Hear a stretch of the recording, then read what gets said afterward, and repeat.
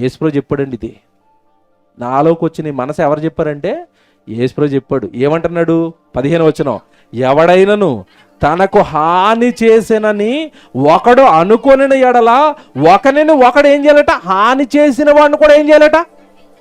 ఎవడని చెప్పాడండి ప్రపంచంలో?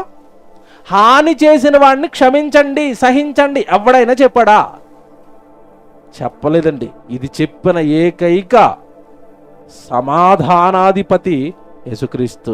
మీ మధ్యలో సమాధానం ఉండాలంటే వాడు నీకు అన్యాయం చేసినా సరే వాడిని ఏం చేయాలి? నువ్వు సహించాలి. దేవుని కుమారుడు, దేవుడు బైబిల్లో రాయబడిన వాక్యం సమాధానపరచమన్నాడు అని, ఆ వాక్యాన్ని బట్టి తనకు వచ్చేదేదో నష్టపోయాడు.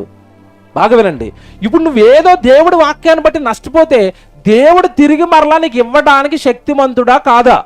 మీకు అర్థమవ్వాలి. ఇది తెలియక చాలా మంది గొడవలు ఆడతారు. యేసుప్రభు దగ్గరికి వచ్చిన తర్వాత కూడా గొడవలే. ప్రభువా, నువ్వు చెప్పావు కదా అన్యాయం చేసిన వాడిని క్షమించమని, సహించమని, క్షమించమని, మీ మాటను బట్టి వదిలేస్తున్నాను అని వదిలేయండి.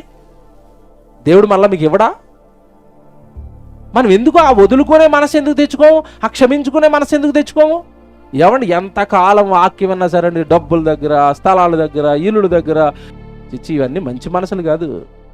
జాలి కలిగిన మనసు ఉండాలట, సాత్వికమైన మనసు ఉండాలట, వినయం ఉండాలట, దీర్ఘశాంతం ఉండాలట.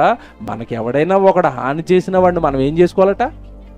వదిలేయండి, ఆడు పాపానాడు పోతాడు, దేవుడు చూసుకుంటాడు, దేవుడు నాకైతే ఏం చేస్తాడు? మేలు చేస్తాడు. ఈ సూత్రాన్ని ప్రపంచానికి నేర్పి ప్రపంచంలో ఉన్న మనుషుల మధ్య యేసుక్రీస్తు వారు ఏం సృష్టించాడు? సమాధానం. యేసుప్రభు దగ్గరికి వస్తే నీ హృదయం నెమ్మదైపోద్ది. చాలా మంది తెలీదు. ఏమండి, ఈరోజు మాట చెప్పనా మీకు? భూమి మీద ఈరోజు మనుషులకు వచ్చే సగం రోగాలకు కారణం ఏంటో చెప్పండి. ఏమండి, మీకు తెలుసా లేదా? ఆలోచనలు ఎక్కువైపోయాయి, పగలు ఎక్కువైపోయాయి, కక్షలు ఎక్కువైపోయాయి. భార్యను క్షమించడు, భర్తను క్షమించడు, పిల్లల్ని క్షమించడు, ఇరుగు పొరుగు వాళ్ళ అన్నదాలను క్షమించడు. ఎవరినో ఏమి సాధించేస్తావు, ఎవరినో ఏదో ఏం చేసేస్తావు. ఏమండి, బైబిల్లో మాట చెప్పాడు, దేవుని చిత్తం అయితే మనం అది చేద్దాం, ఇది చేద్దాం.